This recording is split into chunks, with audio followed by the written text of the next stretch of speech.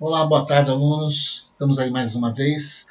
Dessa vez para a gente terminar as classes químicas dos minerais, que a gente já começou, já tem umas 7, 8 aulas atrás, que a gente começou falando sobre as classes químicas.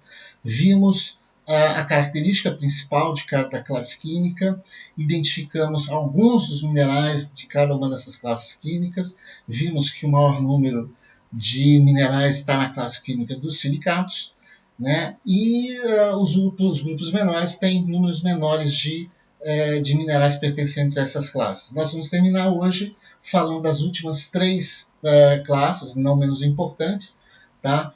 Que têm importância fundamental para a obtenção de diversos produtos que a gente utiliza no nosso dia a dia. Então vamos fechar aí, vamos lá para o nosso quadro.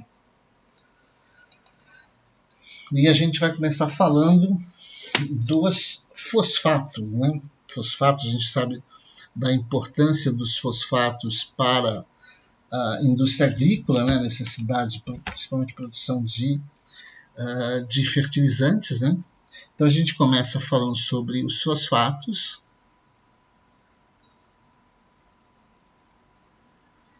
Então os fosfatos pertencem, é uma classe em que o grupo ânion, o grupo aniônico, né, centralizador é o óxido de fósforo. Deixa eu errei aqui.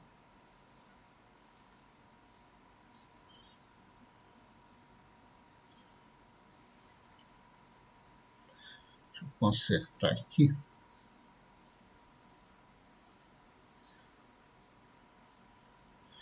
Então a gente tem aqui PO4, que é o fosfato,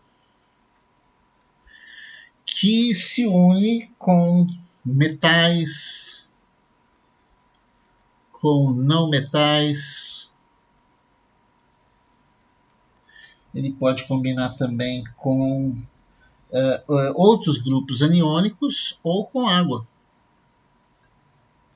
Tá? Então você tem os fosfatos com essas possibilidades aí.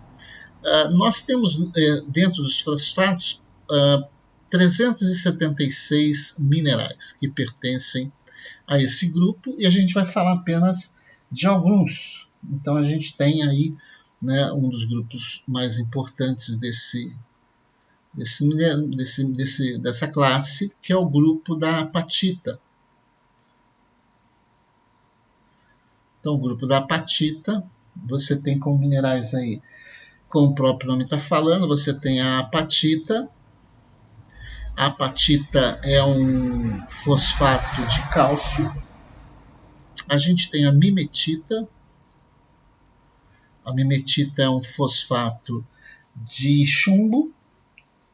A piromorfita, que é um fosfato também de chumbo. A gente tem a vanadita. A vanadita é um fosfato de chumbo, né? A gente tem aí a gente ainda tem aí outros minerais, né? Então a gente tem, por exemplo, ainda dentro desse grupo, a ambligonita.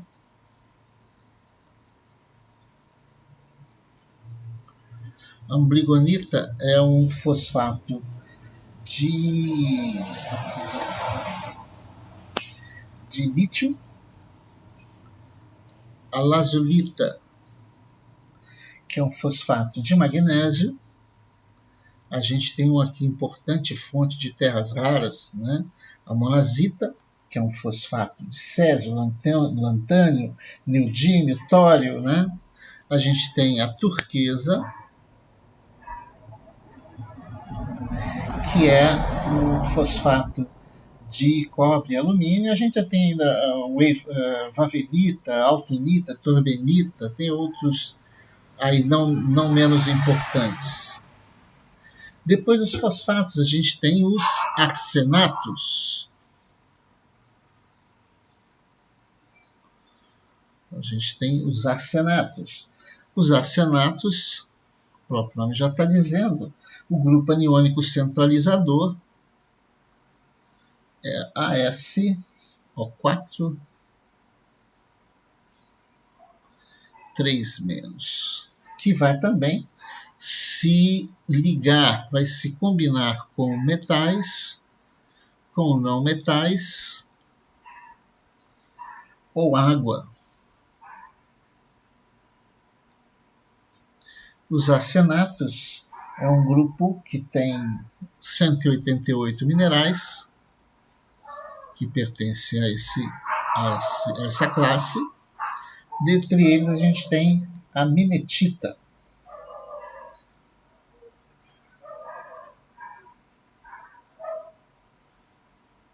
E para fechar, a gente tem os vanadatos.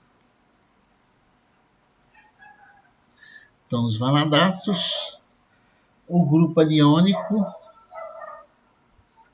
é o VO4, o óxido de vanádio.